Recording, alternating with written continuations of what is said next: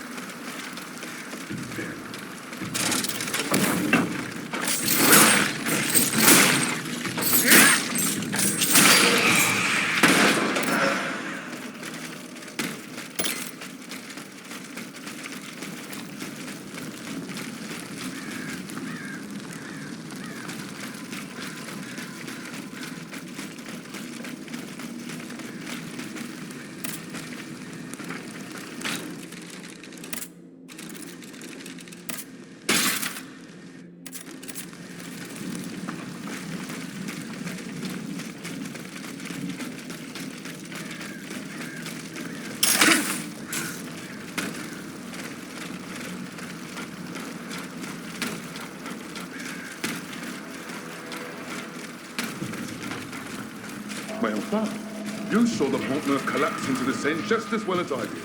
Ah, sir! That was a spectacle I won't soon forget. And to tell you the truth, I'm very happy I managed to escape with my life. Vous ne comprenez pas. If the Ottomans aim to cut off Ile de la Cité from the rest of the city, the bridge we're standing on will soon suffer the same fate. Why would they deprive themselves of a means of retreat? If they really intend to do as you claim, why would they have to put up barricades to prohibit access to the Châtelet from this bridge? I hope you're right, Monsieur Janvier. I hope you're right.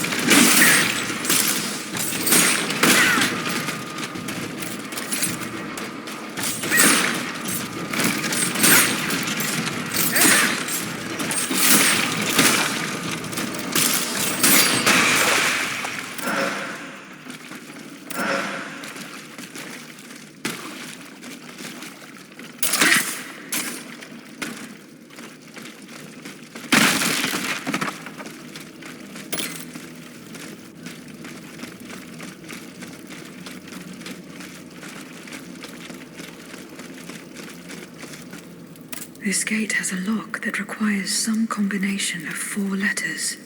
I should follow Capitaine Lefebvre's footsteps. He and his men withdrew to the Société des Amis de Noir. They must have gone towards the Châtelet. I doubt they survived their retreat.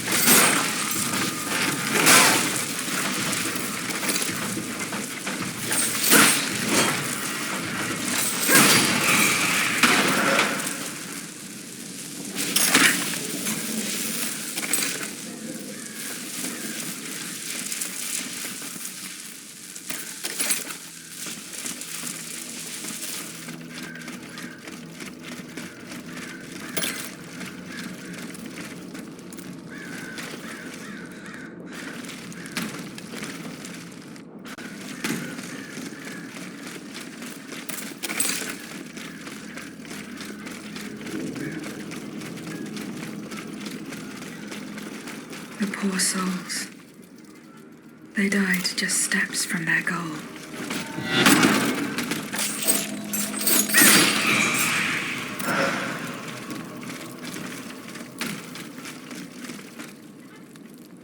York?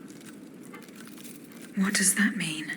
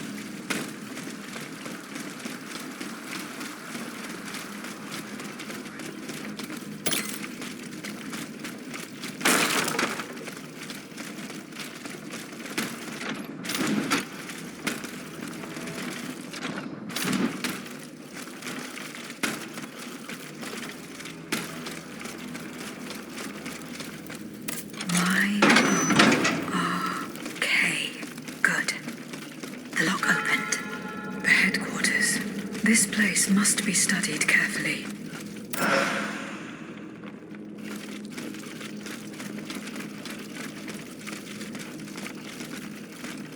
This document bears the signature of the Marquis de Lafayette, so the rumors were true. The Garde Nationale wasn't formed spontaneously. All of this was carefully orchestrated. It is high time the Marquis de Lafayette explained himself.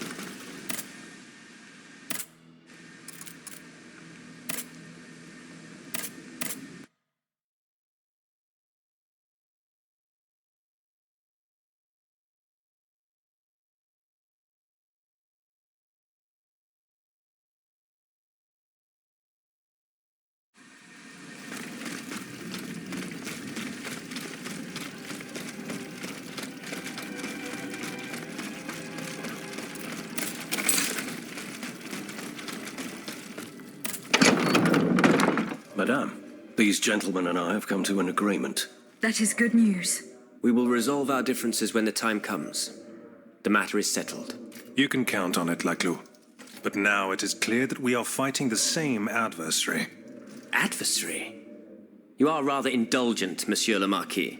It seems that you are still fond of him, despite his heinous crimes. Oh, de grâce. Truly, the king is no more than a wild beast. And together, in large numbers, we will hunt him down. Madame, please give the model and the engineering notes to Monsieur de Robespierre. However, you shall hold on to the patents.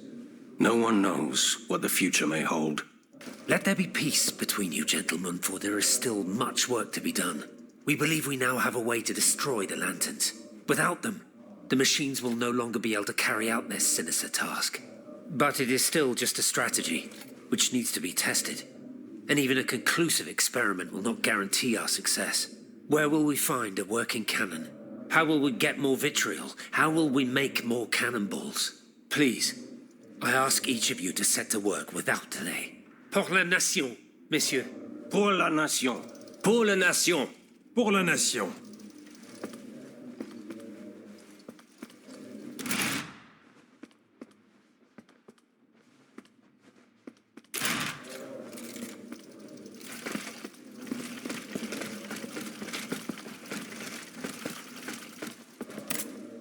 Monsieur B. Goodbye, Monsieur B.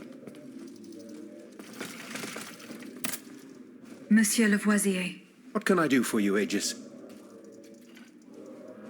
The clues I found at the warehouse suggest that the gunpowder was moved to the Bastille. Diable! You must find a way to get there and put an end to this threat. Goodbye, Monsieur Lavoisier.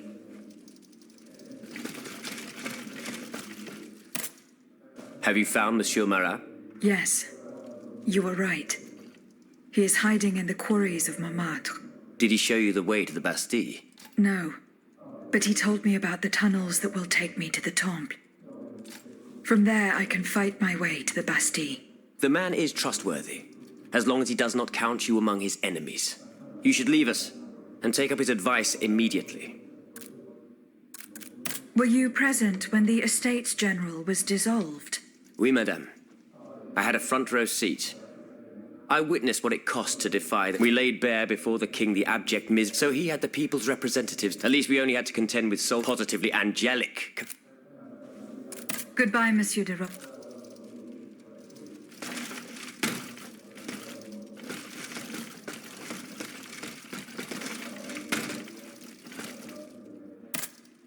Have you found my mother? No, not yet. Remember, rumor has it she lives in the slums of the Marais, in the shadow of the Bastille. Goodbye, Monsieur le Comte.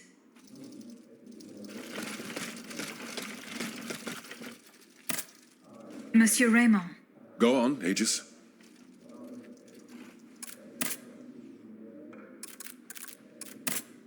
See you later. Monseigneur. What can I do for you, Aegis? Goodbye. Allez en paix. Can I help you, Aegis? Goodbye, mon père.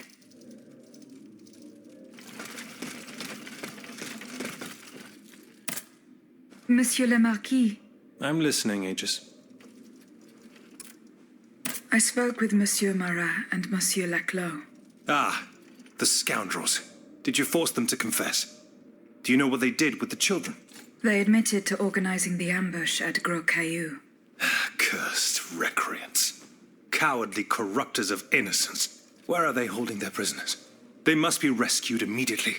They do not have Charlotte and the Dauphin. Excuse me? They dare to claim that? It is the truth. The ambush was a catastrophe.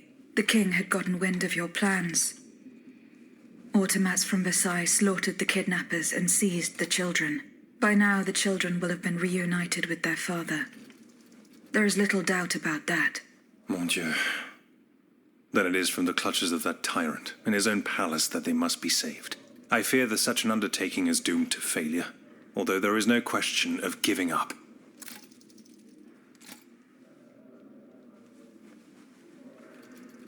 Monsieur le Marquis, there is a most unfortunate rumor about you going round. Oh, just one, is there?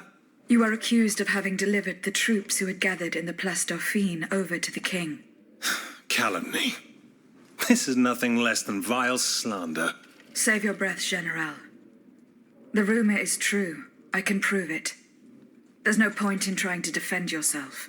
I know that you raised the National Guard for the sole purpose of taking command of it. There was nothing spontaneous about the uprising. Do you have any evidence to support your accusations? I do. I have the manifesto. Bon sang.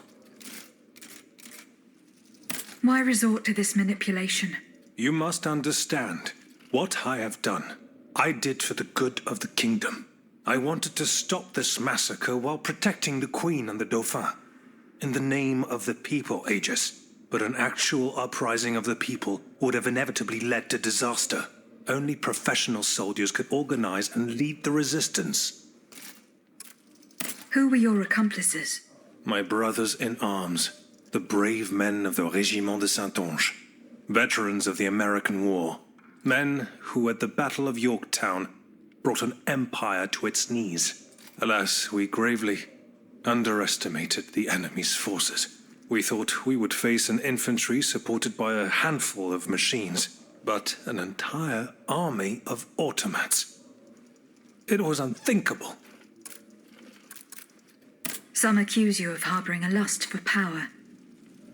The circumstances were to your advantage. These aspersions are all too familiar to me. But tell me, if I wanted the crown for myself, why did I not take it when I returned from America? When I had seasoned troops at my command, and the people sang my praises with one voice. No, that makes no sense. Though I readily admit that I do believe I am worthy of fulfilling an important role for the Queen, after her son is crowned. Lieutenant General of the Kingdom, for example. Or even, if circumstance requires, the Regent. Voila. Now you know everything. I haven't left anything out. However, this truth, if it were made public, would play right into my enemy's hands. So I ask you not to reveal anything I've just told you, and to give me the manifesto. No, General. You'll forgive me for choosing to hold on to it. In that case, my fate remains in your hands. Can you at least tell me where my detractor is hiding? The one who is spreading these charming rumors about me. I cannot tell you anything, General. Oh, no matter. I will not let this serpent continue to vilify me. I shall get redress for these aspersions in the end. Do as you wish, General de Lafayette. Goodbye, Monsieur le Marquis.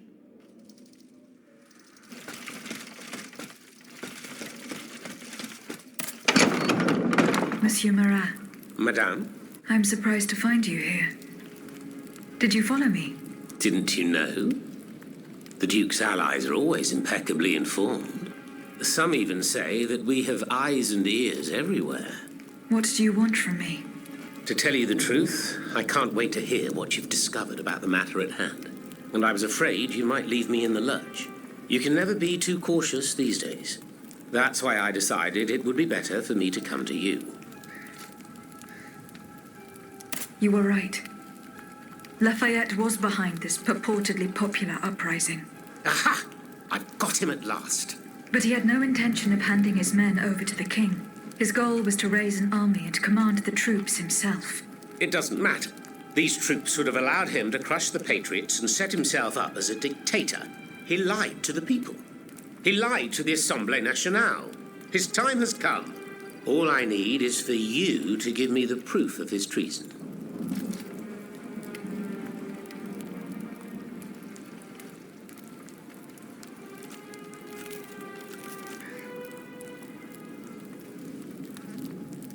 Here. The details about the operation are written in this manifesto. Madame, I didn't expect so much. The end of Mortier de Lafayette. The executioner has signed his own death warrant. I will now share these revelations with the people's representatives. Long live the Assemblée Nationale. Marat, ça par exemple. You're certainly a bold one. Monsieur, I have come to pay my respects. Mon pauvre ami, you must be out of your mind to come and defy those you so cruelly maligned. Maligned, you say? This remains to be seen, Monsieur de Mirabeau. I have here a document that its author has amusingly entitled Le Manifeste Henri V. It appears that the name Louis has fallen from fashion these days. Quiet, scoundrel, or I'll make you swallow your tongue! Come now, you wouldn't dare, my dear Mortier. Not when we're in such fine and plentiful company. Monsieur, in these pages, you will learn of the vast plot devised by the Marquis de Lafayette and his sinister conspirators.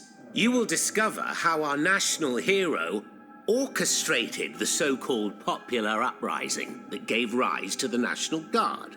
Bon sang. Monsieur le Marquis. You will also learn that he has proclaimed himself General-in-Chief in the hope of making himself king in turn, and that it is his lust for power to which the patriots who fell in Place Dauphine owe their tragic fate. C'est incroyable. You must believe it, cher monsieur, because to add insult to injury, this tomfool was daft enough to sign his missive. Par tous les saints. If what Marat says is true, this is treachery of the basest sort. Well, Monsieur le Marquis, do you deny it? No, I don't. The loathsome Marat speaks the truth. I wanted to create an army that would be able to rid our kingdom of our anointed executioner, just as we freed America from England's choking grasp. I only kept it secret to avoid causing more chaos. Can you understand? You defied the people, Lafayette. This is enough to condemn you. So be it.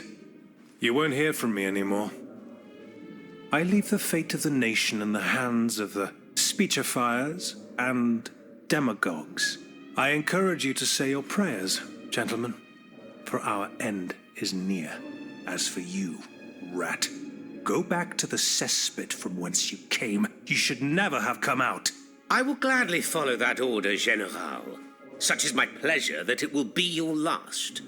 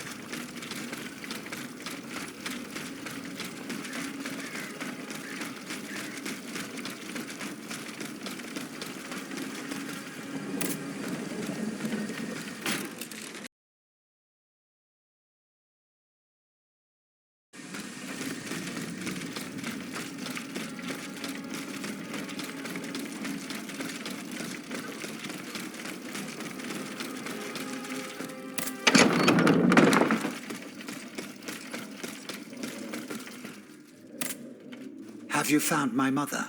No, not yet. Remember, Rumor has it she lives in the slums of the Marais, in the shadow of the Bastille. I found a broken cane. It says Franciscus Antonius on it. Do you know who it belongs to? Well, I never. Yes, I know the owner. And I'm willing to bet you're looking for a certain François Antoine. That's right. Well, you'd need to look a little further east, mademoiselle. Across the Rhine for a start. Because this cane belongs, or belonged, to a certain Franz Anton Mesmer. Mesmer, the prince of charlatans. Good heavens, it's been a long time since I've heard his name. 5 years to be exact since your learned commission denounced his theories. It wasn't long after that when he disappeared. Can you tell me more about Mesmer? He was a mystical healer who was once popular with the upper class. I myself attended several of his sessions. You mentioned a commission. The king did not look kindly on the healer's popularity within the court. This led him to appoint a commission from the Royal Academy of Sciences. An institution to which Monsieur Bailly and I have the honor to belong. We were asked to investigate his alleged powers.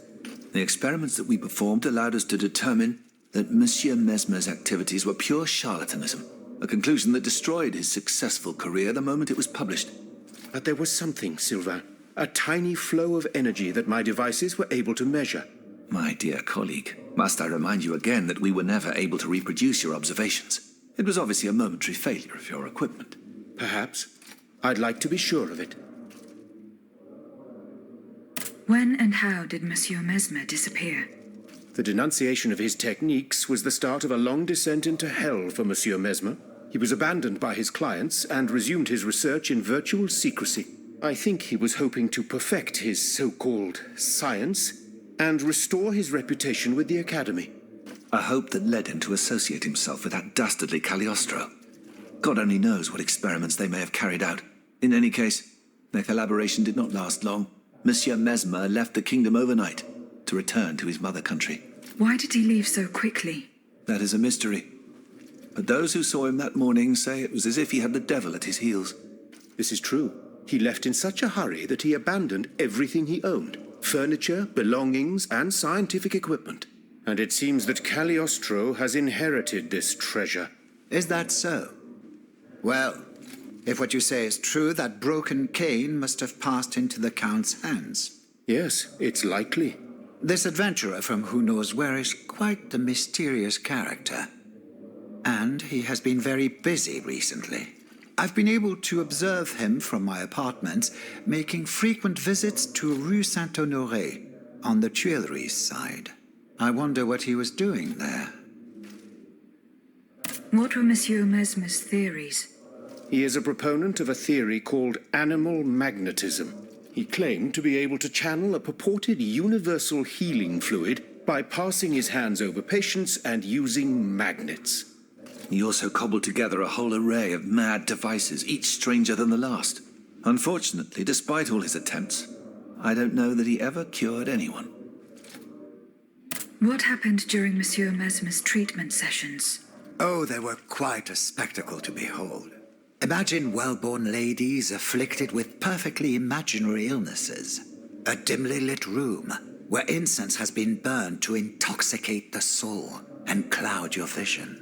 Amiable servants, half-dressed, gliding from countess to duchess to the sound of a sensual melody. And the great Mesmer, a doctor with wandering hands, presiding over the wonderful scene. Oh, you should have seen them. Those grand ladies moaning, crying, and falling into a swoon, clinging to that strange tub. Du théâtre, ma chère. Pure theatre.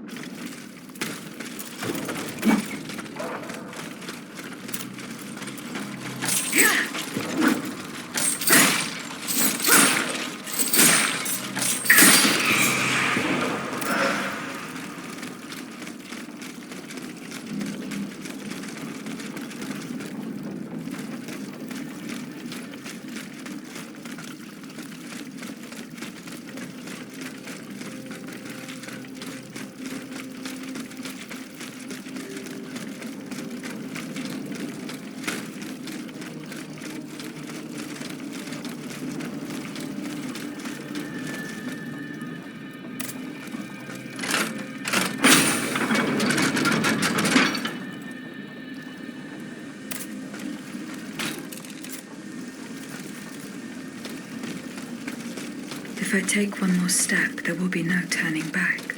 This path will lead me straight to the Quartier du Temple.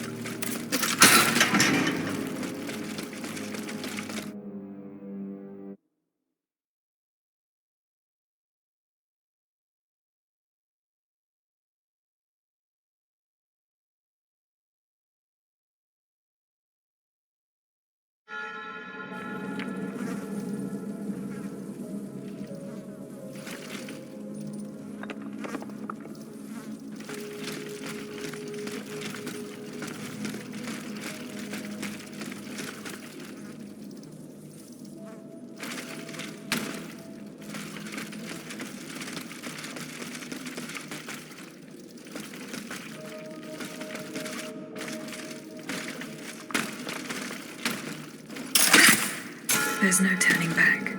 From now on, I will have to do without a carriage. The Bastille is to the south of the Temple.